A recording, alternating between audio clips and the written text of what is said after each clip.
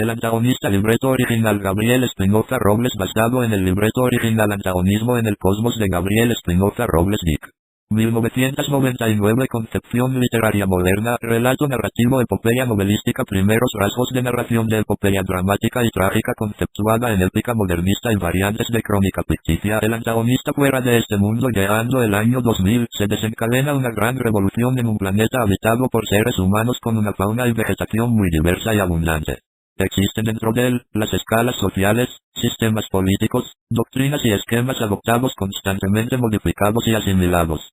En cuanto a la técnica, las ciencias, el arte, la tecnología se encuentran en absoluto apogeo y en conjunto se proyecta una imagen social muy vasta en ideas difiriendo en cuanto al panorama, los fundamentos y los protagonistas de este tiempo y de este mundo. Capítulo 1. El inicio. Después del segundo conflicto bélico de escala mundial, se asentaron las nuevas bases para una sociedad posguerra. Después del caos, destrucción, miseria, muertos, heridos, y demás secuelas de guerra, las lágrimas y sangre que trae consigo como lógica consecuencia las grandes batallas, las naciones deberán comenzar de nuevo para levantarse de sus cenizas. Solo la voluntad, trabajo y esfuerzo de los ciudadanos logrará reformar y refundar una nueva sociedad. En 1835 dos jóvenes muy destacados en las ciencias desarrollaron en conjunto un proyecto ultra secreto en la región nórdica de Europa, del cual nunca se conoció específicamente acerca de los fines, objetivos primarios que perseguía alcanzar aquel anónimo trabajo, ni los resultados que arrojó dicho proyecto. Pero sí se supo que estaba basado en un estudio demasiado adelantado para aquella época, e incluso era inconcebible un siglo y medio después que se realizara. Sí se conoció, en cambio, de forma dramática del trágico desenlace que tuvieron aquellos jóvenes sobresalientes, de viva voz de una apasionada periodista que luego fallecería de forma igual de trágica y en condiciones nunca esclarecidas, y lo que representarían en el futuro sus vidas y su trabajo. Un siglo después del episodio olvidado, dos jóvenes intentan emular el trabajo de aquellos personajes. Pero esta vez sus predecesores cuentan con una ventaja de más de un siglo de avances técnicos, tecnológicos y científicos, además de una década de planificación y la valiosa experiencia de haber conocido el no muy alegre final de sus antecesores, como un precedente para considerar seriamente. No obstante, los altos riesgos aún persistían. Por lo tanto, el éxito o el fracaso de la consecución del objetivo dependían del virtuoso talento y brillantez de los sucesores de Tare y Anton. El trabajo sería arduo en extremo, ya que aun cuando los estudios efectuados y los trabajos realizados por Tare y Anton poseían bases muy sólidas, representaban un aporte altamente representativo para la continuación de aquel proyecto. Ruth y Knut habían logrado previamente recuperar de forma milagrosa todos los apuntes y esquemas gráficos que Tare y Anton habían desarrollado hasta el final. Se estaba consciente de que los conocimientos y los avances técnicos, científicos y tecnológicos sobre esos campos se encontraban apenas en una etapa de conceptos muy teóricos, demasiado basados en hipotéticas suposiciones y estudios anticuados, obsoletos y rudimentarios, careciendo así de cualquier herramienta, soporte técnico, apoyo logístico. En fin, sería una labor comparable a lo que representó en su momento la edificación y construcción de las pirámides de Giza. En otras palabras, una construcción titánica de otra dimensión y de proporciones inauditas para la época. Tendría que elaborarse en gran forma, y hacerlo del todo bien. El más mínimo error fallo alteraría decisivamente el éxito del proyecto más ambicioso y significativo en historia moderna. De obtenerse el éxito él mismo, podría tener importantes repercusiones para el desarrollo normal de esta especie y de este lugar en el universo. Ruth y Knut fundan en 1965 la nueva Sociedad Secreta de Antares, naciendo inicialmente para reunir los elementos de las mentes brillantes y más importantes de la Universidad Central de Nueva Nordia. Los integrantes en su mayoría jóvenes con mentes brillantes de trayectorias destacadas y apasionados visionarios. La convocatoria no contó con el respaldo esperado, al final solo alistaron en sus líneas 16 jóvenes colaboradores, en su mayoría con severos problemas emocionales. Era lógico que no se tratara del equipo idóneo para realizar la ambiciosa visión de Tare y Anton a cargo ahora de Ruth y Knut. Ambos, aunque notablemente inteligentes y empeñosos, desprovistos de la experiencia necesaria para afrontar este tipo de hazañas. Era un nuevo problema que había surgido y debía solucionarse. Encontrar el personal idóneo o la misión abortaría. Fue entonces cuando conocieron de la existencia de una particular logia secreta. Se trataba de los últimos rezagos de la vieja sociedad de Thule reunificada por nuevos y jóvenes miembros. Claro, había que recordar que la secta original dio origen, lugar y autoridad al movimiento político que convulsionó al mundo, y se trataba de sus sucesores y nuevos seguidores que mantenían los mismos esquemas místicos y doctrina central que sus fundadores legaron. Todos con el único objetivo, la concepción de una sociedad elitista que busque alcanzar la grandeza de la perfección total y absoluta de carácter étnico-racista. En fin, una finalidad siniestra en sus bases, que de inmediato sería motivo de odio, repudio, rencor y demás reacciones de execrar de parte de toda la sociedad, y de forma particular del clero religioso, ni hablar de las repercusiones sociales que traería consigo un dogma tan radical, que denota una connotación atea, hereje y maligna que no sería en nada de buen auspicio para los planes y proyecciones de Mut y Ruth. No era conveniente asociarse a esta oscura comunidad. Pero entonces, ¿qué debía hacerse? ¿Cómo abandonar el trabajo, esfuerzo y sacrificio de sus héroes? Era de suponer que al final se arrepintieran de optar por aquella determinación, pero el caso era que para aquel momento, el fin justificaba los medios. Después de todo, el objetivo era la prioridad. Era entonces de ser discreto para asociarse mejor y poder liderar esta sociedad secreta. Debieron integrarla inicialmente con mucho tacto e ir escalando en jerarquía hasta llegar a la cima, siempre teniendo presente sus verdaderos fines y utilizar a todo recurso para lograrlo sin ser detectado. Los dos líderes debían medir milimétricamente cada paso y meditarlo aún más antes de darlo. Firmaron así el documento que los podría condenar por toda la historia y no habría retorno alguno. Era literalmente vender sus almas. Al fin el deseo de terminar el gran proyecto se impuso y vincularon con TNUSS Thule. Inicialmente se vincularon con el equipo de trabajos científicos de esta organización, continuando los trabajos en los que se encontraban. Poco a poco fueron escalando, gracias a las actitudes de liderazgo y convicción de ambos, hasta finalmente conseguir el liderazgo total. La presidencia de Ruth y el nombramiento de administrador de las finanzas de Nut fue la consecución cúspide dentro de esta organización. Ahora podían maniobrar libremente. Para evadir sospechas se fingió una pugna y rivalidad asidua entre ambos desde el principio cuando se integraron, teatro que se mantendría por mucho tiempo, cosa en la que también se tuvo éxito. Pero una vez conseguido todo, a manipular al resto para lograr lo previsto.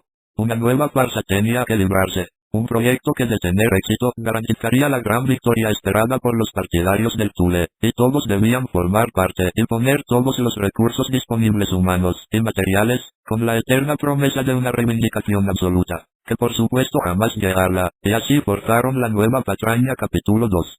Perseguidos. Inmediatamente luego de haberse pillado la alianza con los Thule Nueva Orden, instantáneamente Ruth y Nut reiniciaron sus investigaciones.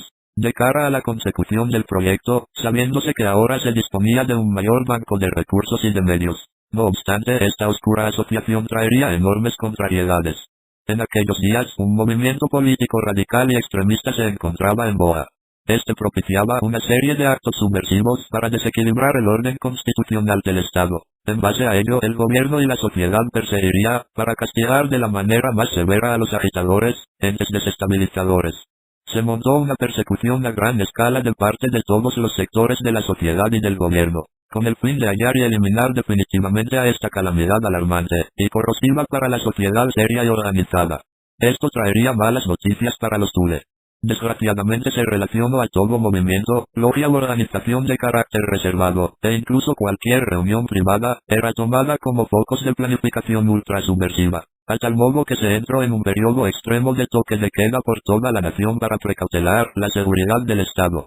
Fue así que en una noche de control militar, fue encontrado y descubierto el cuartel secreto central, y las instalaciones del Thule, y se divulgó en el Senado, que aún persistían en Europa resabios de aquel partido que inició la guerra más crítica y devastadora que el mundo libró, y que generó y proliferó en todo el continente el caos y la infamia.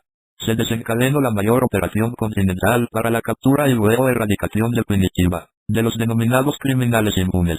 Ruth y Nut se encontraban en la denominada lista ultravioleta, que constaba de los nombres de todos los líderes, o cabezas del Thule Soviet, y que estaban preparando el resurgir planificado del partido nazi, con la nueva sangre que se impondría en todo el mundo, merced a su supremacía étnica racial. Era necesario destruir esta tendencia renovada, esta conspiración. La persecución se hizo más global, se hablaba en todas partes de una aniquilación inexpugnable. En los operativos muchos jóvenes resultaron muertos durante la búsqueda de los criminales, y otros recibieron condenas injustas que nadie se preocupó por investigar y aclarar. A todo el continente solo le interesaba encontrar a Klaus Van Eyck, fundador y líder vitalicio de la Neo SS Thule. Ruth y Knut intentaron huir a Sudamérica como muchos criminales de guerra asociados al Thule. Pero las fronteras intercontinentales fueron cerradas, y nadie podía abandonar el país, ni el continente sin que antes pasase por una exhaustiva revisión e indagación. Perseguidos y atrapados, para luego ser juzgados y procesados, para posiblemente ser ejecutados parecía ser el inevitable porvenir de Ruth y Knut, que se integraron a esta orden, solo por cumplir el anhelo de terminar el trabajo de sus héroes.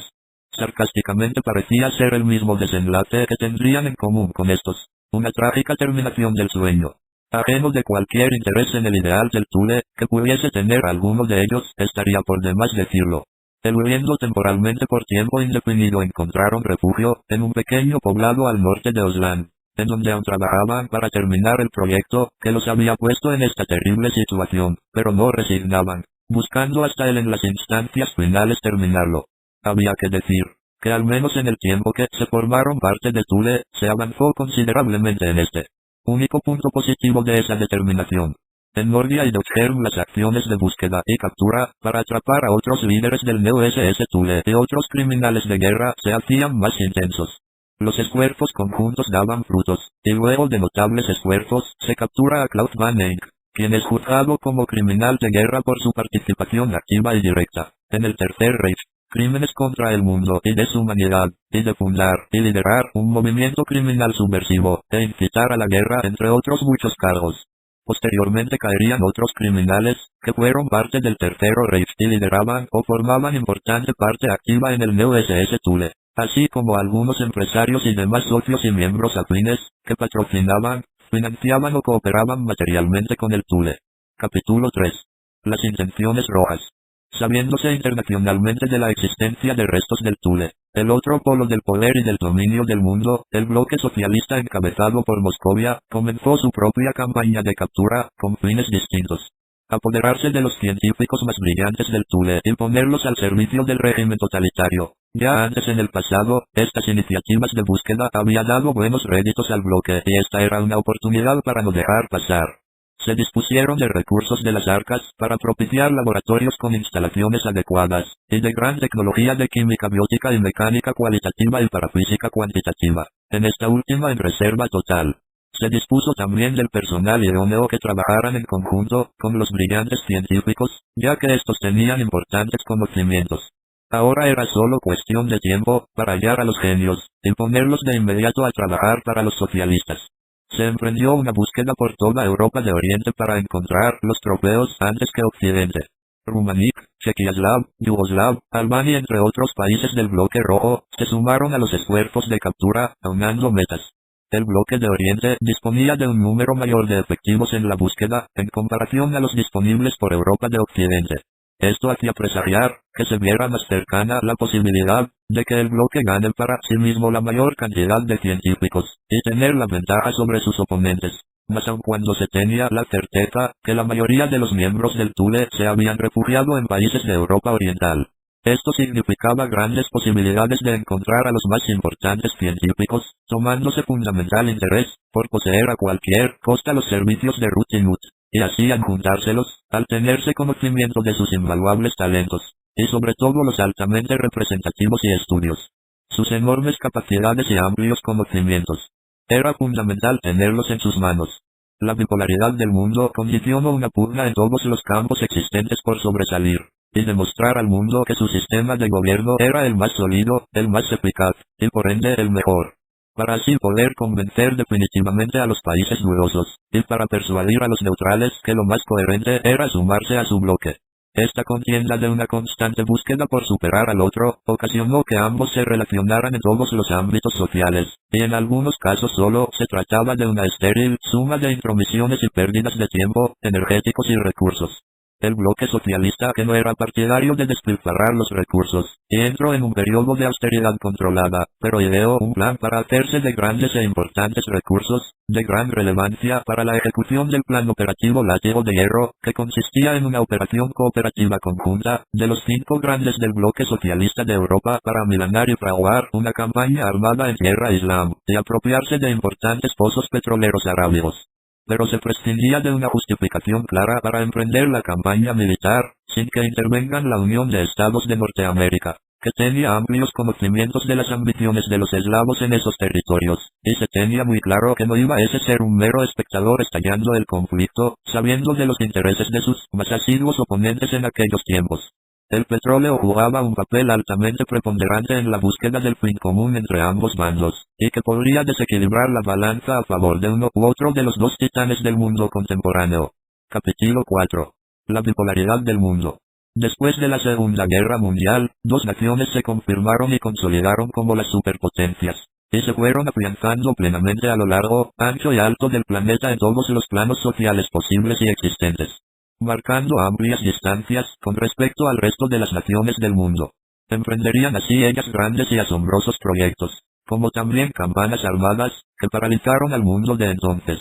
A pesar de sus constantes y notables progresos, las ambiciones de los dos colosos no cesaban en lo más mínimo. Su pugna por derrocar el poder del otro sin enfrentarlo directamente, era persistente. Ambos conocían de su gran poderío bélico, y sabíanse lo que les acontecería a ambos de confrontarse directamente, y el panorama para el mundo general. De llegar a darse esta confrontación, se destruirían mutuamente, y muy posiblemente acabarían con la vida de este planeta, y por ello no se podían enfrentar de forma directa. La estrategia sería un factor predominante. Ir diezmando sistemáticamente al otro, y de esta manera crear una atmósfera adversa para este, y a su vez favorable para sí mismo. Sus supremacías eran incuestionables. Cada uno en su forma de gobierno era el más sobresaliente. Estos dos poderes tan equilibrados en sus fortalezas, diferían totalmente en sus esquemas políticos, económicos, sociales, religiosos, culturales y dogmáticos, que sin duda irían a generar que haya más de una simple discrepancia entre ambos, diferencias que se irían haciendo más notorias y altamente complejas. En esta contienda silenciosa de armas y economía, el resto del mundo era un simple espectador. Resultaría al no existir contendor a la altura de las dos dominantes fuerzas entre las otras naciones, ni militar, científico, tecnológico, deportivo, ni político. Simplemente no existía una nación que pudiera dar alcance a los dos gigantes. Iniciaría entonces una de sus pugnas más notables, la campaña por ganar adeptos en el resto del mundo, a su régimen, para a su vez contar con aliados a su bando, y de esta manera tener mayor poder ante la suma de coidarios. Estaba claro que el que contara con el menor respaldo se encontraría en desventaja no solo numérica, sino también anímica al sentir menor popularidad para su doctrina. Así que se debía hacer el mayor esfuerzo posible para demostrar que su estructura era mejor, y captar el interés y respaldo mayoritario. Nacería de aquí muchas propuestas exhibicionistas. Pasaron algunos años de transiciones en Moscovia y cuando se escuchó internacionalmente la noticia de que, tras un cuarto de siglo del final del conflicto que dio origen a la división, y el reparto del mundo en los dos poderes ya nombrados, aún persistían los ideales de los que iniciaron la guerra, más cruda, destructiva y extrema de la historia. Ambas naciones mostraron posiciones distintas. Mientras que la Unión de Estados de Norteamérica le preocupaba la existencia de células pro-nazi, iniciaran un resurgimiento de esta tendencia política posguerra, amenazando la seguridad del orden establecido con la relativa paz de Europa, luego de la segunda gran contienda de escala mundial.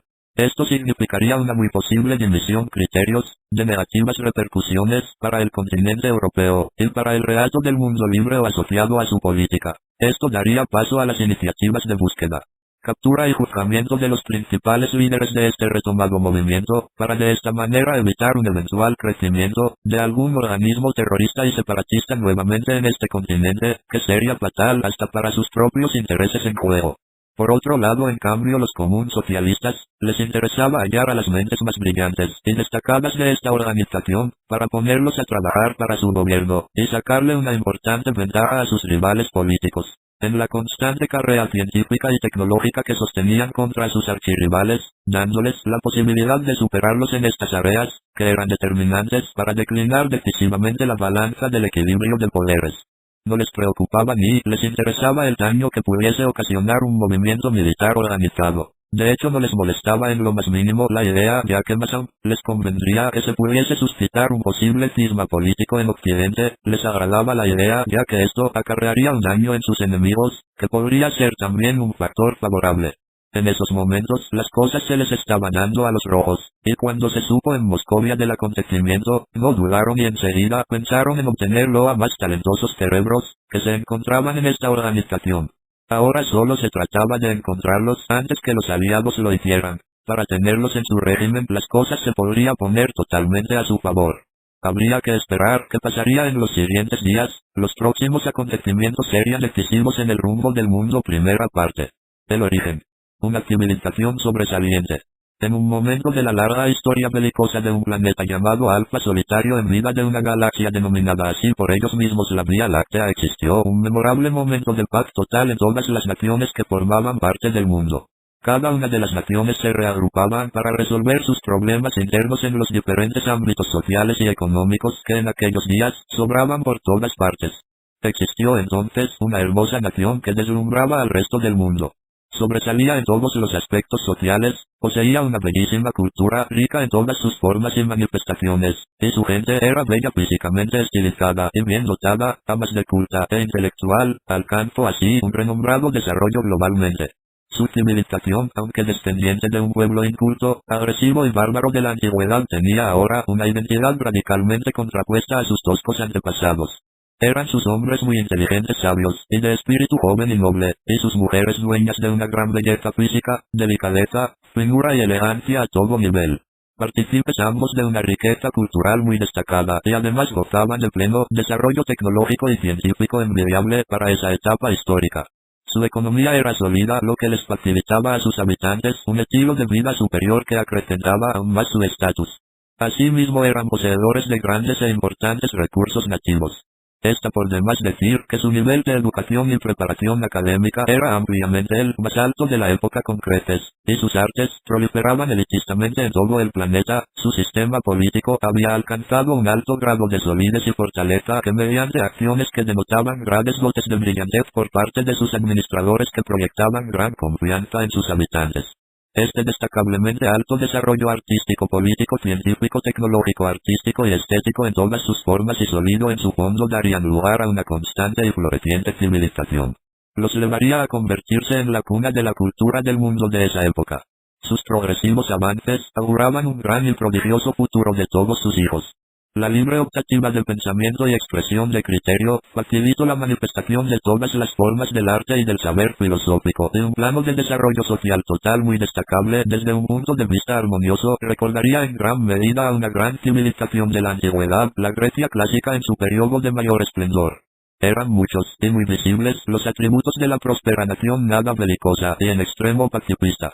El eco del desarrollo y de bonanza se hizo general en el resto del mundo y los pueblos no tan afortunados ni tan brillantes evidentemente no tendrían un surgimiento tan abismas en referencia a los antes citados, pero de todas formas también florecería en ellos algo a gran escala el sentimiento de inconformidad y de envidia muy arraigados en lo primitivo de su ser y atribuibles a su perdición. Por aquella época una nación descendiente de un imperio del prominente pasado, no gozaba ahora del mismo estatus que tendría en antaño, ni en la brillantez del pensamiento de sus predecesores, y su saber se había perdido secuencialmente. Pero si en cambio persistía su ímpetu de conquista y su agudeza combativa. Planificadamente emprendería una feroz campaña de reivindicación armada agresiva con consignas partidarias algo obsoletas, o al menos fuera de boga en esos días que se esmeraban retomar con mayor fuerza y mística que en antaño. Era imperioso aunar esfuerzos para recuperar la otrora momentos de gloria y el característico derroche del más renombrado y poderoso imperio del mundo antiguo, y cuyo legado sería defendido por autonombrados, dignificados conquistadores que con el grito ave a los nuevos pesares tomada como consigna triunfalista. Una política de conquista seria la clara tendencia dogmática a seguir de ahora en más. Y como mecanismos y medios la fuerza y las armas. Esta agresiva consigna sería solo el inicio de una secuencial sucesión de acontecimientos que el mundo contemplaría y el futuro y la historia habría de juzgar y se lamentarían gravemente. Segunda parte. Los vientos de caos siempre surgen. Renacimiento siniestro.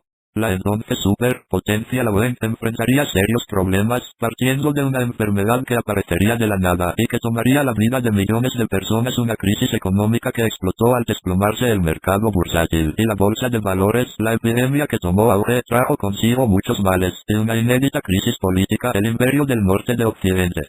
Todo el daño que se generó en la UN trajo repercusiones en todo el mundo, principalmente en Occidente. Esto fue lamentable, y complejo para el mundo en general. Los países aliados también terminados siendo castigados por la plaga en cuestión, y sus economías se notaban frágiles, y al igual que el poderoso gigante se sentiría con fuerza en los aliados. Fue entonces que muchos países optaron por ser parte de mafias en negocios turbios, y caer en una anarquía generalizada hasta que las bases del orden y de la moral estaban derruidas.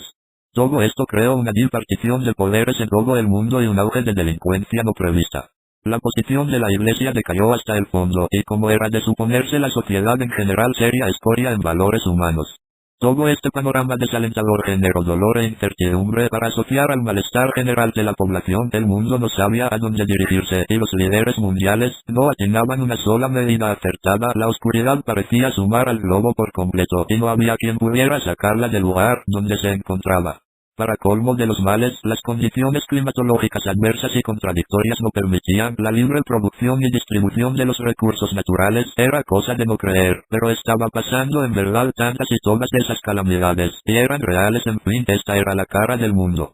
Capítulo 5. El resurgir de Antares después del segundo conflicto bélico de escala mundial y del inicio de la Guerra Fría. Dos jóvenes visionarios, Ruth y Knut, fundan, inspirados en sus héroes Tare y Anton, lo que originalmente se llamaría la nueva Sociedad Secreta de Antares, cuyo objetivo original ya se trató anteriormente. Después de su fracaso y casi olvido, se retomó con nuevos aires, y dirigido y sucedido por otras personas. Sus nuevos miembros trataban de rescatar la doctrina original del Thule. Con los cambios necesarios para ajustarse a las nuevas expectativas del mundo, disponían de las instalaciones que Ruth y Knut habían construido, y donde habían trabajado, así como de algunos apuntes, utilizados durante sus investigaciones.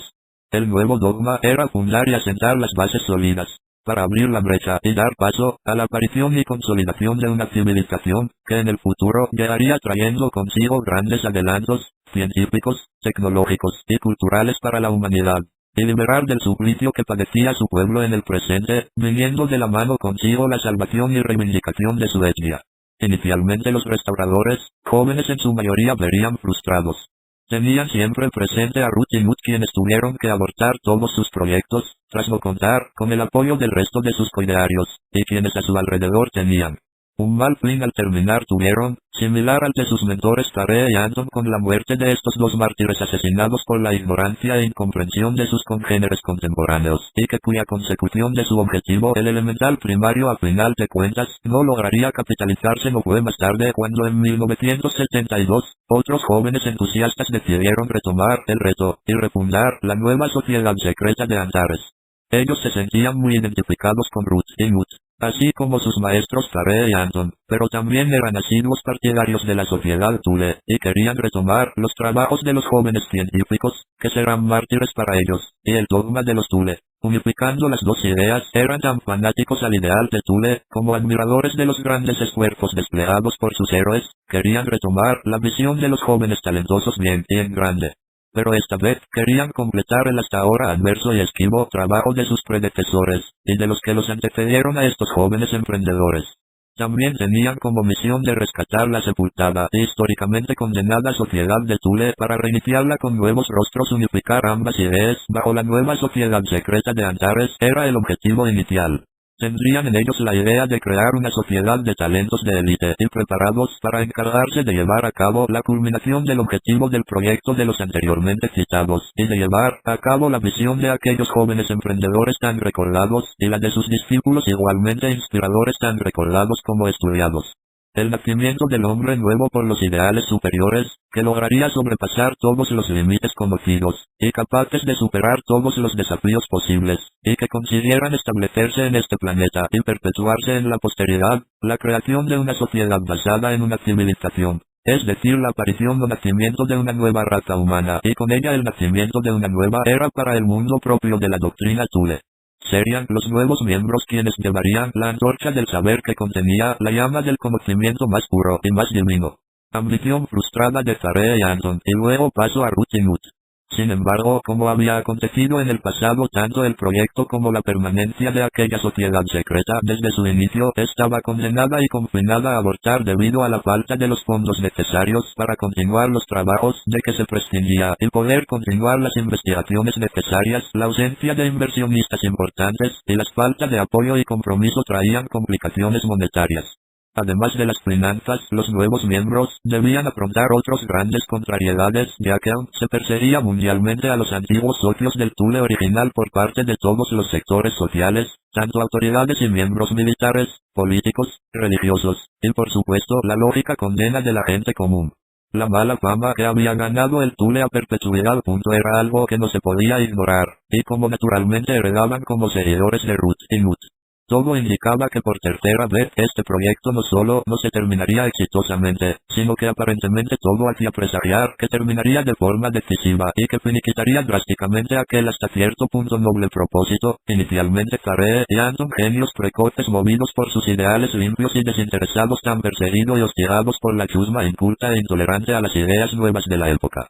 Tan leales a sus convicciones y su proyecto, y fieles a la doctrina científica, genios emprendedores visionarios y gente de ciencia. Ruth y Nut, inicialmente jóvenes virtuosos con mucho corazón, comprometidos a seguir la escuela de sus dos maestros y mártires, pero que luego de a poco hicieron parte de una logia y una sociedad oscura que percibía un dogma siniestro, aunque ellos nunca estuvieron a favor de estas macabras ideas. Por azares de la vida, sus nombres quedarían marcados para el mal, y tachados y negados entre la comunidad científica. Al inmiscuirse en el mal, sus nobles ideales quedarían empañados. El legado de estas dos generaciones heredaría su final. Un final determinante para cualquier aspiración futura. Se vaticinaba para ellos, los nuevos miembros, que esta vez sería definitivo. Todo daba a augurar que sería un final tajante al sueño de cuatro mentes brillantes de dos épocas distintas, que trabajaron en algo demasiado grande como para que sus sucesores desearan culminar el trabajo. Jamás estarían a la altura de las expectativas trazadas, y la falta de visión y perspectivas de éxito, además de la perversión por la influencia de un dogma malévolo que corrompió a los nuevos partidarios. Lamentable y triste por la juventud, el esfuerzo, los estudios y el conocimiento que junto con sus vidas se perdía irremediablemente. ¡Qué gran desperdicio! Capítulo 6. Una nueva era comienza ahora. Cuando todo parecía perdido para Antares, aparece en escena un personaje inesperado. Ese era el momento clave para la decisiva y brillante presentación del individuo más brillante y carismático del que se haya tenido registro alguno. Titán, coloso, gigante, fenómeno, monstruo o genio, ningún adjetivo sería suficiente para definir y descifrar ni designar el virtuosismo más puro, el cual no escapa de ningún elogio, digno para valorar, cuya presencia generaba un ambiente de confianza indescriptible para sus compañeros y desmoralizador para sus adversarios, que se veían insignificantes, eclipsados y opacados ante tan formidable maquinaria y entidad intelectual. Una verdadera mente maestra fuera de este mundo. Sería él quien, a base de genialidad innata y de un intelecto sin paralelo, ingenio, astucia y talento natural juntos, no solo se encargaría de salvar y renovar valerosamente el proyecto y trabajo que tanto revuelo había generado, y el trabajo al que se habían dedicado haciéndose parte activa de él y de quienes formaron parte de ello. Además, gracias a sus acciones maestras conseguiría una cadena de aciertos no fortuitos en la consecución de los fondos esenciales para emprender futuros proyectos a escalas magnificadas, y para expandir el proyecto a extremos inimaginables. Los líderes anteriores, además de no sentir envidia al verse amilanados, se notaban desbordantemente y gratamente entusiasmados de tener a su lado tan importante y determinante persona. Antares pasaría de ser una oscura sociedad secreta sin futuro al borde de desintegrarse, de una logia común desapercibida y clandestina, para convertirse en una poderosa corporación de escala mundial temible. De una orden de científicos místicos y desorientados a una impresionante mega cadena de consorcios corporativos. Múltiples centros e institutos científicos de desarrollo tecnológico y científico y de capacitación íntegra y total que fluían por todo el planeta sin límites, que sorprenderían y revolucionarían al mundo entero. Una destellante pléyade de estrellas en las ciencias globales. La más ilustre y notable de todas las generaciones de científicos dirigidas y organizadas por el mayor de los talentos que harían convulsionar al mundo entero. Una constelación de supernovas que harían la nueva historia humana con sus logros y avances científicos, con sus descubrimientos, revoluciones y conquistas científicas, un impacto que el mundo sintió con totalidad. El estremecimiento en las estructuras de todos sus esquemas. El poder económico, científico y bélico se imponía al desbancado otrora poderes político, religioso y militar ya obsoleto. Una victoria total en las manos de la más poderosa corporación de la historia. Eran los dueños del mundo, dejando descontada las fuerzas armadas de todas las naciones aliadas a continuación. La consolidación del más vasto imperio corporativo de la historia. De aquí en más el planeta no será el mismo jamás. El misterioso líder cuyo nombre se tuvo por mucho tiempo en hermetismo, finalmente salió a la luz por un oscuro capítulo y se hizo público ante el asombro del mundo civilizado entero. El nombre del hombre que descollantemente conmocionó, transformó, revolucionó y conquistó al mundo era de dominio público. Capítulo 7. El nombre del hombre. Cuando todo el mundo se preguntaba esto, el nombre del individuo más sobresaliente del que se haya conocido, salió a la luz de un grito de muerte de una apasionada periodista que buscó conocer la verdad y llevarla al mundo para que todos sepan quién era en realidad el sujeto del que tanto se especulaba. Con el último aliento de vida alcanzó a promulgar a voz viva por primera para el mundo y última vez por ella. Después de una sangrienta persecución que terminó con la vida de esta gran investigadora, alcanzó a sacar a la luz de este ser de descomunales virtuosismos. Abel Siegfried, también conocido como Abel Sigfrido o el ave de Sigfredo en otros países. Este es el nombre de aquel genio que en tiempo inaudito armó aparentemente de la nada el imperio corporativo más sólido y poderoso del mundo. Este Abel Siegfried, del quien tampoco se conoce de su origen, del cual solo se abunda en especulaciones, hacen referencias muy vagas sobre su pasado. Cuando solo tenía 22, comenzó su cadena de hazañas, proezas memorables dignas de un héroe mítico. Participó y ganó todos los eventos competitivos dentro de todos los campos de las ciencias.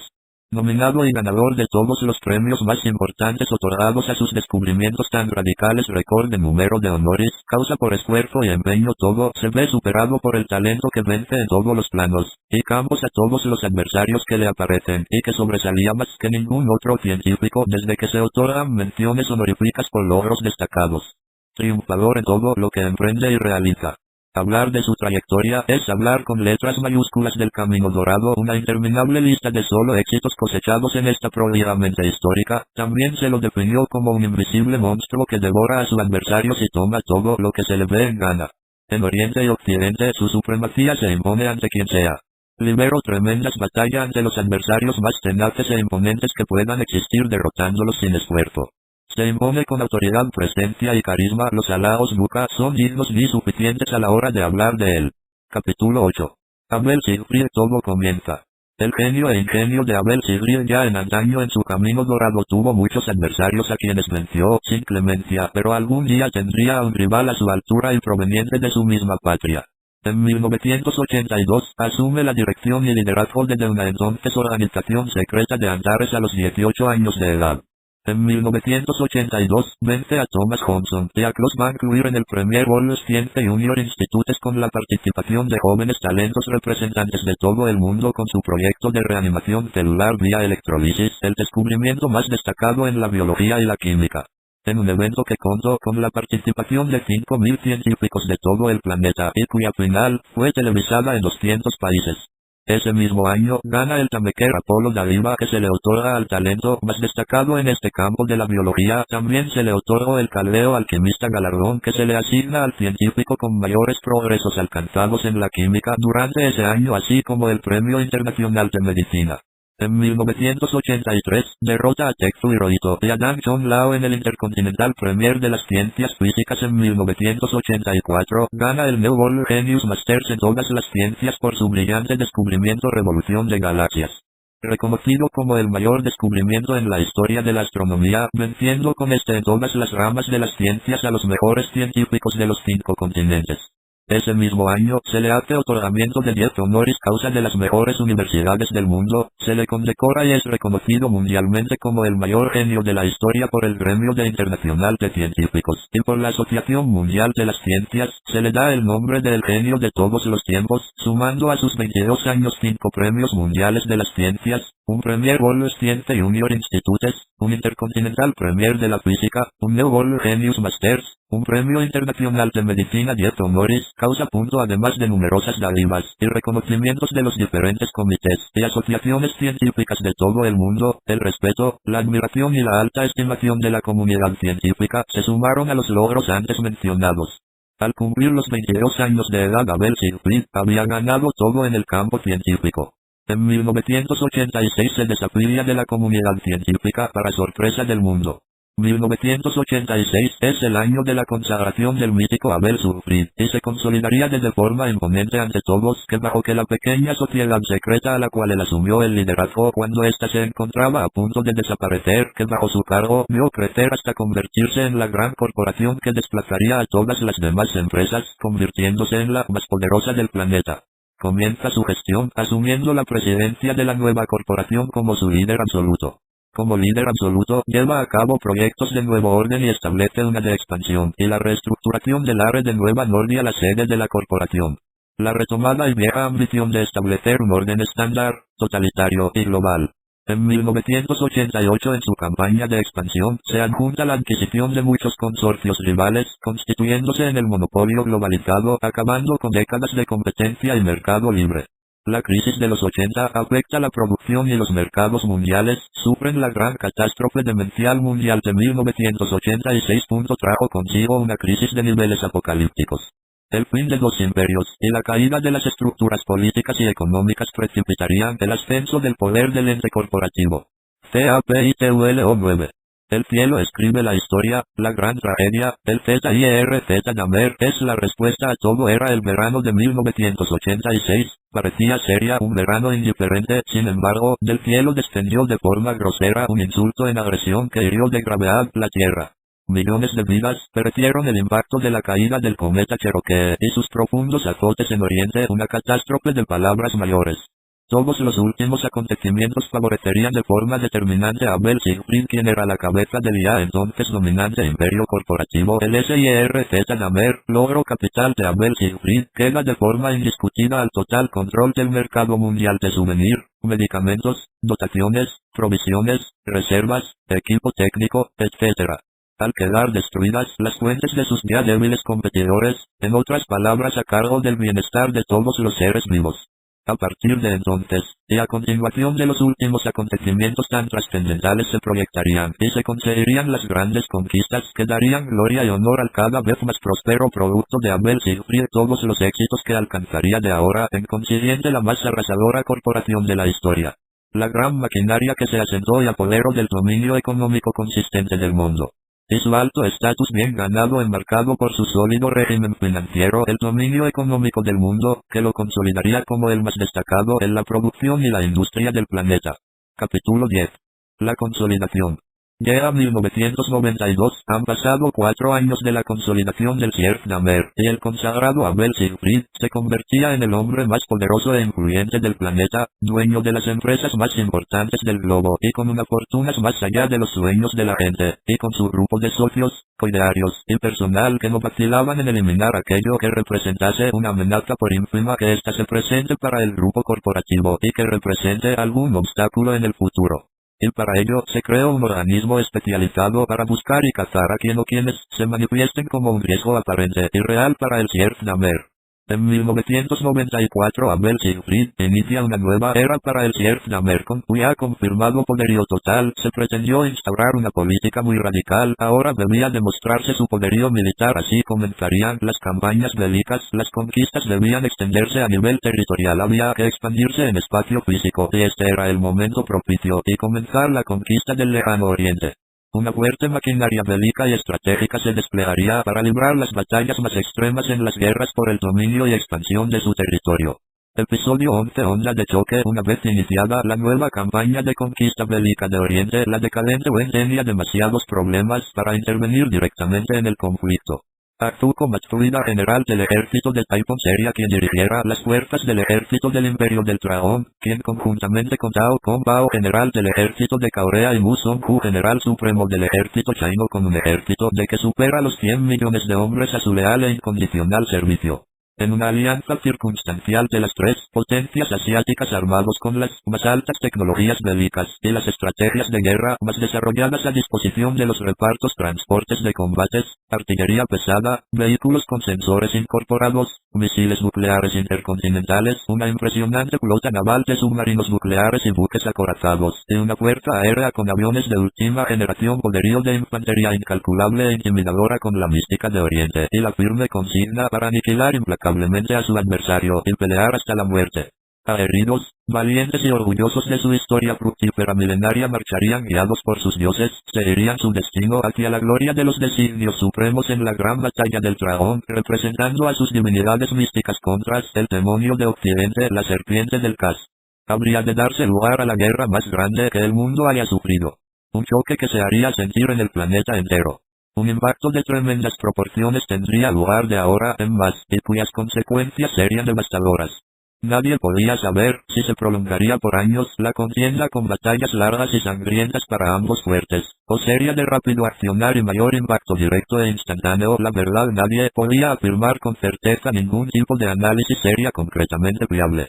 Sin dudas que un factor que sería determinante era las tremendas pugnas que Vietnam mantuvo por el poder y dominio absoluto del mercado mundial, y las grandes diferencias irreconciliables con las potencias occidentales lo dejaban solo en esta pelea. Esto hacía más complejas las ambiciones de dominio del ZD. Los miembros del Consejo Guerra del antiguo Thule Soviet debían replantear las estrategias frente a un rival al que no se le podía derrotar de forma ligera. En 1996, ya en el apogeo del conflicto, ambos ejércitos presentaban grandes e importantes bajas y daños severos en sus estructuras militares. Las tecnologías y estrategias quedaban a segundo plano, y las místicas y consignas se mostraban dudosas en ambos bandos. Los síntomas de deserción a continuar una guerra larga, sangrienta y devastadora se hacían más evidentes en el Vietnam y Abel Siegfried conocía de lo duro que es vencer a los orientales en su terreno. El panorama no era tan prometedor ni alentador como al inicio. Llegando 1998 sería cuestión de meses para que Vietnam abandonar temporalmente hasta segunda orden la campaña de invasión, conquista y dominio de Oriente, dando por terminado oficialmente la guerra por el momento, aunque nadie pensaba lo segundo. Terminando el pleito con la firma del Tratado de No Agresión Mutua firmado en Tebas, finalizando el tercer trimestre del 1998, así llamado Tratado de Sareco. Después del conflicto, los asiáticos terminaron más perjudicados, dañados como para intentar algún contragolpe, quedando descartado totalmente. Después del fallido intento inicial del dominio de Oriente, se inició una nueva política del Vietnam, reactivando el proyecto Amos del Nuevo Orden. Abel Siegfried, de 38 años, al fin tomaría un receso para iniciar con nuevos bríos, ya después el ataque final a los orientales, y tomaría un tiempo de relax, y dejaría encargado a sus consejeros la búsqueda de nuevos baluartes que ya en su momento le darían grandes satisfacciones a la corporación, y a ganar guerras, y lograr importantes descubrimientos para tomar la posta de su líder, y terminar su trabajo para comenzar una nueva época de conquistas para la gloria Thule. Episodio 12. Las alas del futuro, proveniente también de Nordia, tierra natal de Abel Siegfried, otra mente prominente pero de crucial oposición a desacuerdo con este Odin Burnap, un científico y empresario, se aventura a tierras lejanas, más específicamente a el Nuevo Continente, para fundar y financiar una organización destinada a descubrir, desarrollar y explotar talentos más brillantes del mundo para competir con su alter ego de Nordia. Este busca como de lugar patrocinar a las mentes más sobresalientes y los atletas más destacados del mundo, todos jóvenes de menos de 21 años, para optimizarlos y tener la ventaja contra su oponente, naciendo así el New Genius Institute. Winston Morrow, a cargo de los mejores mentores, capacitadores, científicos, técnicos y especialistas del mundo anti-Thule, todo de común fin, estableciendo su sede en la cima de Tilitros Monte Voluntad. Desde allí se realizó la selección de los elegidos mediante previo exhaustivo estudio, valoración de las referencias de cada uno de los expertos, para su posterior convocatoria y avalúos generales, y desarrollo optimizado. Al final, estos fueron los nombres finales para ser parte del proyecto. Europa, Atenea, edad 19 años, nacionalidad helénica, pasatiempos, deportes, bellas artes, lectura, historia de la política, trayectoria, primera campeona olímpica multidisciplinaria, 6 medallas de oro en los Juegos Olímpicos de 1996, en las disciplinas de natación 200 metros libre y 200 metros combinados, atletismo 100 metros y salto alto, gimnasia 2, barras asimétricas y potro, premio internacional al deportista del año 1996. Nace en Atenas, hija de la familia más célebre de toda Helenia, proveniente de familia de personajes y nombres ilustres, descendiente de la más alta élite de toda Europa, becada para el Newton Institute de Cambridge, egresada con la más alta puntuación en la historia desde la preparatoria más prestigiosa y exclusiva de toda Europa. Considerada la artista de las bellas artes más talentosa de toda Europa, es a su vez el máximo exponente artístico y deportivo del mundo. Amante de las artes griegas, es la más renombrada figura artística del continente, practica deportes de contacto y lectura analítica. Temari Patos, edad 19 años, nacionalidad hitita otomana, pasatiempos lectura, política, historia y estrategia, trayectoria joven política destacada, la mujer política y política en general más joven de la historia, formó parte en el gobierno de la UN. Vencedora de las elecciones de 1996 del distrito Ankara, hecho inédito en la historia de la política mundial. Política de gran proyección y eficacia. Considerada el mayor baluarte en la política juvenil del mundo, tiene a su haber todos los logros y méritos con los que sueña todo joven político. Premio Internacional al Político más destacado del año 1996. Nace en River Plate durante un viaje de negocios, hija de padres turcos, vive su infancia en Egipto hasta cumplir los 12 años para comenzar sus estudios en Oregón. A los 16 años retorna a Egipto para formar parte del gobierno de Estado de Giza. Ante el asombro del mundo, cumple una brillante gestión hasta la caída del gobierno a causa de la derrota del país en el conflicto con Pierre Damer por los territorios no delimitados, terminando así su carrera en la política de Egipto. Regresa a UN para formar parte del gobierno. Sana Ucarina, 19 años, considerada la revelación del año, es reconocida como la máxima exponente del saber en su país de origen, genio precoz, premiado en múltiples ocasiones por su brillante trayectoria. Kai Mobel, 19 años, joven baluarte de inteligencia y astucia, clara tendencia al individualismo, posee grandes conocimientos sobre las fuerzas, es inestable emocionalmente pudiendo ser agresivo. Adam Ledbo, 19 años, carismático baluarte, tiene impacto en quienes lo conocen, es ejemplo de chispa e improvisación, talentoso y confiable, es preciso y muy capacitado a vencer. Saul Omi, 18 años, impulsivo, apasionado y agresivo, posee importantes referencias históricas, se cree que podría convertirse algún día en el máximo exponente en la política. Diana Norton, 18 años, compañera de secundaria de Europa Atenea, obtuvo la segunda más alta puntuación después de esta. Seth Godel, 18 años, compañero de secundaria de Europa Atenea y Diana Norton, obtuvo la tercera puntuación más destacada. Erika Robin, 19 años, primera en promedio académico del Leonardo da Vinci de Napolitano y la mejor ubicación en la historia de esta secundaria. Ariel Héroe, 19 años, premiado con su ingreso al proyecto Merceda, la gran disciplina, constancia y esfuerzo del que hace gala, terminó siendo el egresado con la más alta puntuación de todos los estudiantes de su país. Es un baluarte de gran talento, coraje y tenacidad, representativo de su nación.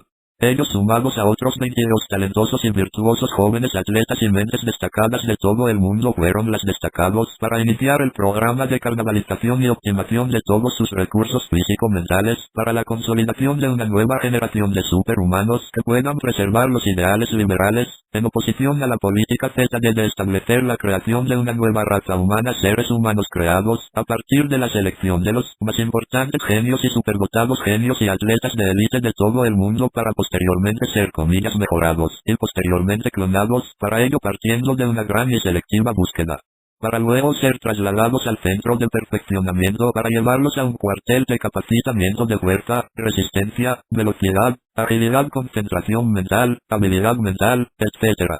A niveles jamás imaginados por científico alguno, de forma posible y viable de esta generación en medios contemporáneos con las más avanzadas técnicas de respaldo y equipamiento científico y demás, no podía ser de otra manera. El resultado sería la creación de seres que solo existían en las historietas de los cómics superhéroes. Abrumadores en inteligencia y destrezas. El proyecto estaría a cargo de la IND.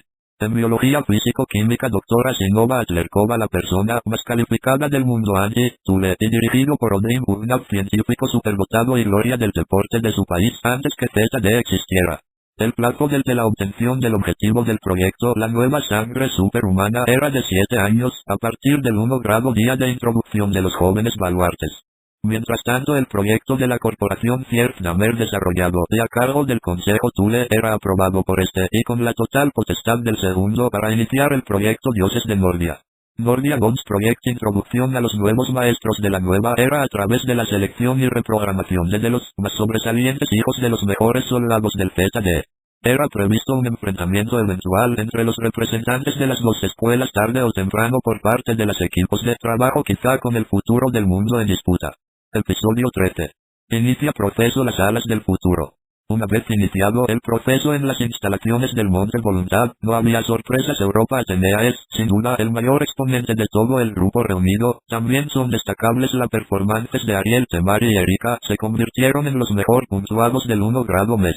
Cabe destacar que las 32 talentosos jóvenes estaban divididos en dos grupos bastante distantes en ubicación física, no se veían las caras entre grupos establecidos. El bloque 1 con Europa, Temari, Ariel, Kai, Madame, Saul y Sana a la cabeza, y el bloque 2 liderado por Erika, Diana y Seth, respectivamente, destacando la natural y asidua rivalidad en el género humano, por la supremacía absoluta y el liderazgo de ambos grupos. Era lógico que también en el programa existiera una dura pugna.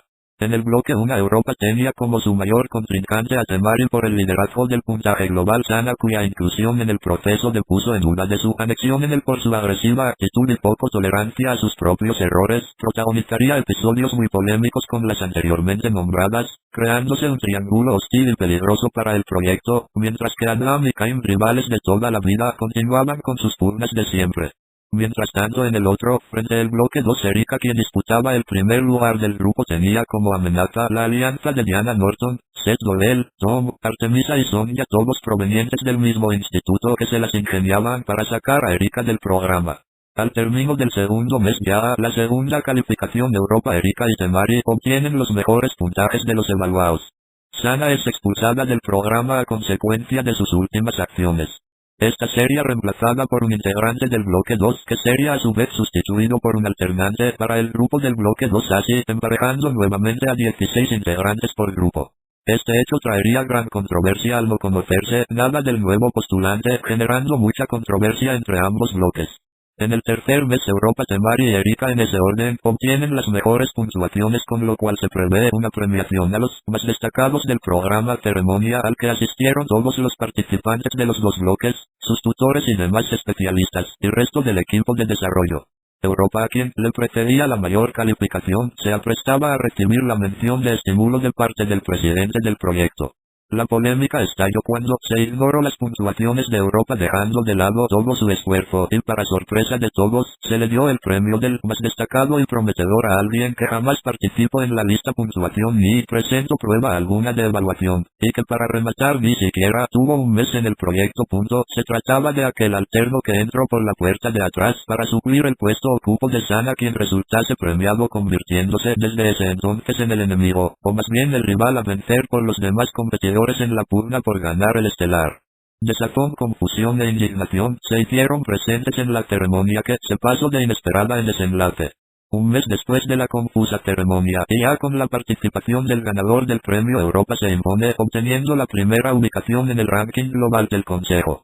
La tragedia se apoderaría del protagonismo del 5 grado mes del proceso. Un terrible acontecimiento alteraría gravemente el desarrollo y futuro del proyecto. Una horrible desgracia azotaría al bloque 2 cuando, en un incidente nunca resuelto, 12 de los 16 integrantes, cuando estos se encontraban efectuando un trabajo de campo en una exploración en un sitio misterioso y siniestro, destacando la supervivencia de Eric, Diana y Seth, y del ganador del premio del Consejo, que para sospecha de todos, no viajó al lugar del trágico hecho, argumentando que debía resolver algo importante. Después de esta desgracia tan lamentable, todo el proceso se vio obligado a sufrir cambios. Se unificaría al bloque 1, con los 4 competidores restantes del bloque 2. Así transcurriría el sexto mes de competencias, que terminaba como siempre en el proceso con Europa en primer lugar, seguido por Erika y Temari. Como fue la temática general del proceso de evaluó, y se preparaba algo grande, el primer torneo mundial de maestros en las ciencias y el deporte globales, y, con ello, el momento de probar a los baluartes de Odin, medirse contra los mejores exponentes del mundo para corroborar el nivel de sus adiestrados. Pero antes debían someterse a una prueba previa, un torneo organizado para competir con los mejores representantes de 4 de los mejores centros e institutos de perfeccionamiento global del circuito mundial. Era la prueba de lanzamiento, y la expectativa por determinar cuánto se había progresado. Europa, Temari y Erika serían los competidores que representarían al Wings Tomorrow, con la participación de otros 12 representantes provenientes de otros 4 centros de perfeccionamiento. Al final de la competición Europa se adjudicaría el primer lugar en el torneo, derrotando a su compañera de institución Erika en semifinales, y a Temari en una final muy reñida y disputada con fuerza. Esto significó un éxito total para Odin Burnap y los suyos.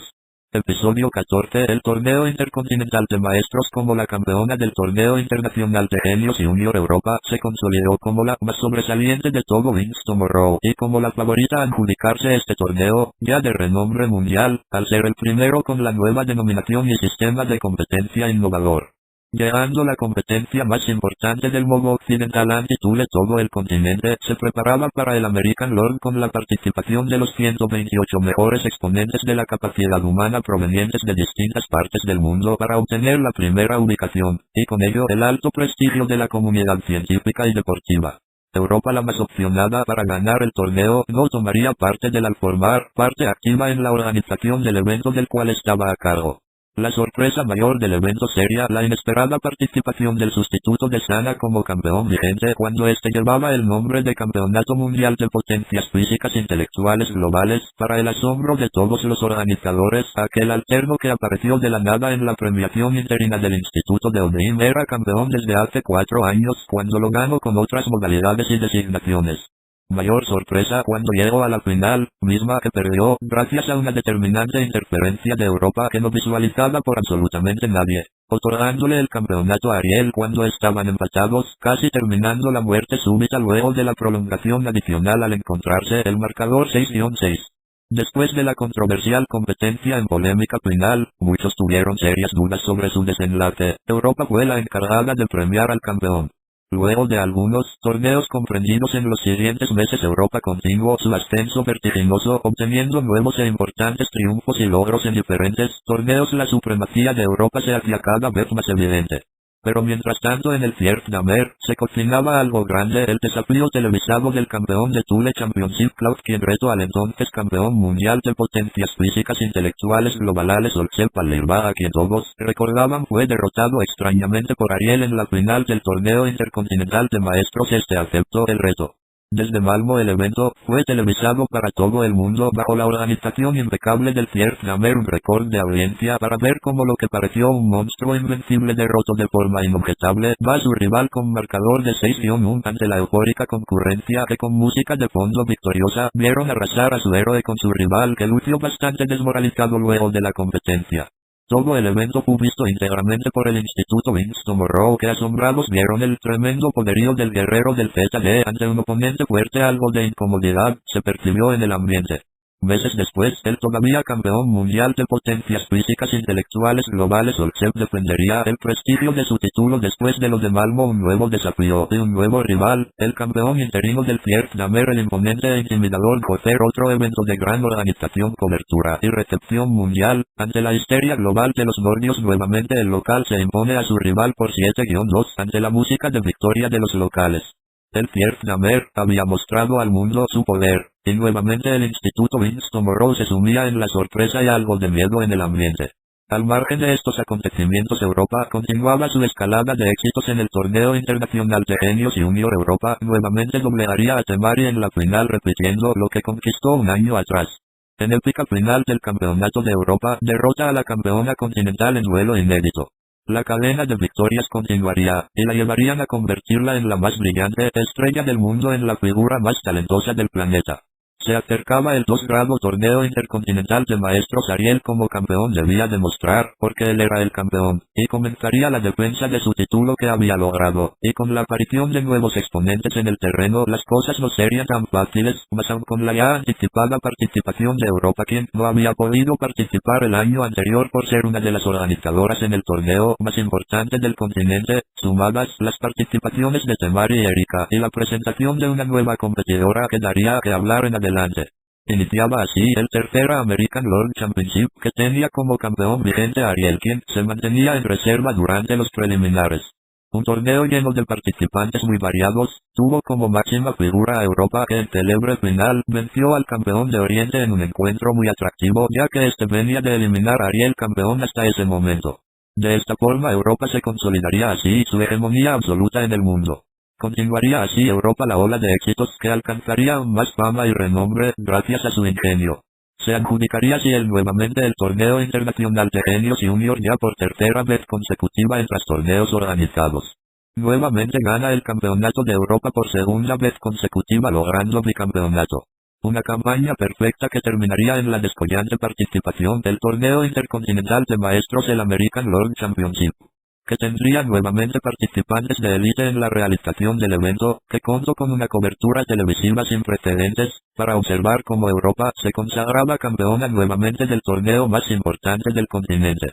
Se podía decir que el ego de Europa se encontraba en lo más alto, más aun cuando los medios le daban el seguimiento merecido a sus éxitos. Episodio 15. El gran desafío, pero cuando en un mejor momento se centra uno, los desafíos y compromisos a venir son mayores, o al menos este sería el caso de Europa. Gerd Dahmer, celoso de los grandes logros obtenidos por Europa, y el Instituto Winston Monroe lanzaron un reto de enviar a sus dos superestrellas a competir contra su gran campeona en el próximo torneo internacional de maestros, amenazando de cobardía el no aceptar el reto. Odin Burnap manifestó que no solo estaban las puertas abiertas para los representantes del ZD, sino para cualquier postulante a desafiar, haciendo alusión al rumor de un posible proceso de desarrollo similar al del ZD por parte de la Europa Oriental encabezado por Moscovia, Chequia, Yugoslav, Rumania y Albania. El desafío fue aceptado como si tratase de una invasión. Hofer y Klaus, los temibles oponentes, estaban listos para legar al suelo del Nuevo Mundo, y con una sola consigna humillar a la escuela de Odin y causarle un daño grave a la moral de él y la de sus seguidores y simpatizantes de todo el mundo, y causar un gran impacto demostrando que no existe otro poder más que el Gerd Dahmer. Ariel, Temari y Erika estaban dispuestos a no dejar caer todo el peso de la responsabilidad y la presión sobre su líder Europa, así que se prepararían para afrontar este tremendo desafío a la altura de las circunstancias. Otros importantes participantes serios. Sana, quien fue parte del equipo de Odin, y que ahora formaba parte del proceso del bloque rojo algo prematura, pero con la intención de degradar a sus ex compañeros. Y el otro, el ex campeón mundial de potencias físicas mentales globales Olchev, que actuaría como independiente al no estar afiliado a ningún centro de desarrollo desde que dejó el instituto de Odin hace 2 años, y que había estado inmerso en los viejos dominios indios de Norteamérica, para su entrenamiento. Además de ellos otros 120 participantes de todo el mundo, representando a sus institutos y centros, y el deseo de ganar, y con ello la gloria máxima para ellos y sus naciones. Se estimó que la organización del evento competitivo con la mayor recepción televisiva de la historia, 200 países disfrutarían del evento organizado de la mejor forma posible, con lo último en tecnología de televisión en cuanto a las instalaciones, las mejoras técnicas para permitir el desarrollo óptimo y fluido de cada uno de los participantes, en fin, ya se puede uno imaginar qué infraestructura y despliegue tecnológico estaría detrás de este memorable evento, incluyendo musicalización, pirotecnia, pantallas colosales, etc. Inicia el torneo. Todo lo dicho antes quedó atrás. Los primeros enfrentamientos no son tan espectaculares, hay mucho en riesgo, no hay espacio para errores y especulaciones, la temperatura sube tremendamente en las instancias finales, los representantes del Gerd Dahmer, como era de esperar, se pasean al no existir oponentes reales para ellos. Igual cosa acontece con Europa, tan acostumbrada a participar y ganar torneos está bastante fuerte. Ariel a las duras llegando, Temari, Erika y los demás alumnos del WT quedan eliminados prematuramente. Atención que llegaron los momentos de infarto. Europa, que hasta ahora se bañaba en un lecho de rosa, se mide con Sana tanto tiempo de no verse las caras, y la marcada rivalidad que sostuvieron en la época de WT. A pesar del gran deseo de derrotar y opacar a Europa, esta se impone con total dominio y pasa a semifinales. Klaus, una de las cartas ganadoras de ZD, apalea a su por formulismos oponente, y a semifinales, su compañero y rival Hofer piensa ya en su batalla contra Europa, que va a ser la batalla, menosprecia a quien tienen enfrente. Esto es solo un trámite, apabulla y tortura a su rival, y en semifinales, los dos genios del ZD dan cátedra de eficacia, despedazando a sus rivales. Pero la batalla más esperada está por comenzar. Ariel, ex campeón y primer campeón de este torneo, se mide con el ex campeón mundial de potencias físicas intelectuales y globales, como se la conocía a este torneo antes de los cambios que sufriera con el tiempo. En fin, es la segunda vez que se ven las caras estos dos valientes gladiadores. Recordar lo que pasó en la primera final de este torneo cuando Olchev era el campeón mundial. Entonces, se miran fijamente, se siente una gran rivalidad entre estos dos. El hebreo se mide al egipcio. La batalla comienza. comienza y es extraordinaria. Nadie cede terreno, ambos pugnan en gran medida, pero en épica lucha el egipcio Olchep se impone ante la euforia del público de ver el duelo de dos titanes. Dejarlo todo es meritorio para los dos Olchep para las semifinales. La expectativa es monumental ante el esperado duelo entre Europa y Jocer, como dice el público, el Dream Match. Para sorpresa de todos, lamentable para el espectáculo, los que esperaban esta gran batalla, no será Europa, sido descalificada al comprobarse su arbitraria y determinante acción que perjudicó al entonces campeón Olchep en la final del torneo celebrado hace 3 años. La gente abuchea mientras se demuestra cómo actuó con intención de perjudicar a uno de los finalistas. De esta manera Jocer pasa directamente a la gran final. La satisfacción de Abel Siegfried, quien acaba de llegar de su jet privado para ver cómo Odin y su institución son la gran atracción de la prensa sensacionalista. El próximo duelo es entre el otro de los representantes del ZD, que se espera acabe fácilmente con su rival, al cual ya vapuleó anteriormente en la primera competencia de este tipo producida por su corporación. Antes de iniciar la contienda, se escucha en todo el coliseo el himno del Fierknamer. Olchep se acerca a su rival y le garantiza que no será tan fácil como hace 3 años y comienza el duelo. La batalla es feroz y reñida. Para sorpresa de todos, el egipcio domina. Los nordios no dan crédito a lo que ven. Olchep somete hasta doblegar a su adversario y finalmente se impone con firmeza. Kaut entra en estado de shock al no poder discernir lo sucedido. El egipcio dice que solo le falta derribar al campeón, haciendo alusión a Jocer. Todo el equipo del ZD se retira mientras Olchep celebra su gran victoria.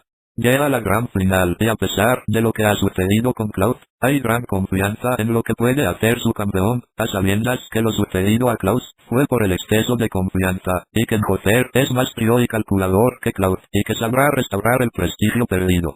Saltan los dos finalistas al escenario de la contienda final. Nuevamente se ordena poner el himno del Fierknamer. Olchep se acerca a su rival indicando que él es el verdadero campeón y que se lo va a demostrar a él y todo el mundo de una vez por todas, mientras Jocer lo mira indiferente y comienza la final. Europa está viendo la batalla desde su habitación. Olchep domina, pero Jocer es muy astuto y rápidamente invierte la situación. Olchep empareja nuevamente el match. La batalla es exigente y aquí el egipcio saca toda la casta y lo somete a su rival. Este le da batalla, pero Olchep está determinado a ganar la batalla. Llega al límite y se lleva con todo a su rival. El nordio da resistencia, pero Olchep hace prevalecer su mayor deseo de ganar, y termina vapuleando a su rival. Y Olchep es el nuevo campeón mundial unificado. Nadie puede creer lo sucedido. El Fierknamer pasa ahora a ser la comidilla de los medios. Se prepara la ceremonia de premiación al campeón, y Jocer sale atormentado, al igual que Klaus y Europa, los bufones del torneo, de un reconocimiento a un guerrero que se sobrepuso de sus momentos duros, y que ahora es honrado como el campeón que siempre fue y será. Para sorpresa del mundo entero, el mítico Abel Siegfried se acerca en persona para felicitar y estrecharle la mano al nuevo campeón mundial. Ante la marcha triunfal que se escucha por todo el coliseo, y la pirotecnia que se funde con las remembranzas triunfales, saluda a un campeón que lo ganó por derecho. Este es un momento histórico. Episodio 16. Comienza una nueva etapa. Ha pasado medio año de la final del American Lord, y todos continúan sus destinos en el Wings Tomorrow Institute, y Europa continúa aún golpeada anímicamente después de cómo fue descalificada del torneo, y busca venganza contra quien a sus ojos es culpable de su eliminación, y a quien cuando vio por primera vez también ocasionó decepción, al arrebatarle el premio allá en los primeros meses del proyecto. Era hora de una reivindicación. El proceso continuaba, pero había una sorpresa, una nueva integración para el instituto, una chica llamada Olesa, quien venía con el principal objetivo de conocer al campeón mundial, el ya legendario Olchep, y así poder medir qué tan bueno era en realidad. Esto le fue inicialmente indiferente a Europa. En las noticias, una tragedia sacudió al instituto y al mundo en general. Se trataba de un accidente que había tenido la aeronave en la que viajaba el egipcio Olchep durante su gira mundial, y había perdido la vida. El silencio desolador se podía sentir. Europa buscaba una revancha ante su rival, pero ya no sería más. Esto le causó una gran frustración, ya no mostraría el mismo entusiasmo que en el pasado. Esto contrastó con la actitud de la nueva integrante que comenzó su escalada de victorias. Muy pronto se haría de los títulos de los torneos que tradicionalmente ganaba Europa. Después de participar en el American Lord, Ariel tomaría un descanso para visitar a sus familiares. El pobre nivel mostrado por los participantes del instituto en el torneo Temari, Erika, Saul, Seth, Adam, Kaim, etc.